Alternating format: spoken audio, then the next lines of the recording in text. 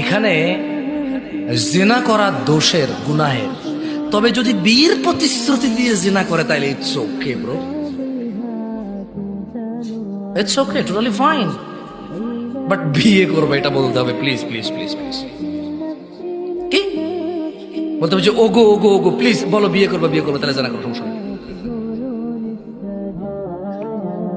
ছেলে বলবে কোরআন ছো কোরআন ছো কোরআন ছো, please please please কোরআন ছো, আমার ছেড়ে যাবো না, প্লিজ বলো তওবা তফসি কানে দর্শি আজীবনে করতাম না, কোরআন মাথায় নাও, মসজিদ ছো।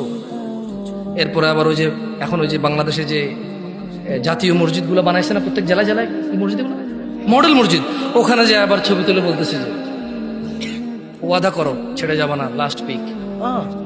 ওয়াও, লা হাওলা ওয়ালা কুওয়াতা ইল্লা বিল্লাহি আল-আলিয়্যিল আযীম। মসজিদকে সাক্ষী রেখে বলছে যে বিয়ে করবে, সো ইউ এখন জানা করতে পারো, সমস্যা নেই। লা হাওলা ওয়ালা কুওয়াতা ইল্লা বিল্লাহ। আখি, গোবর নাকি মাথায়, মাথায় গোবর? লা হাওলা ওয়ালা কুওয়াতা ইল্লা বিল্লাহ।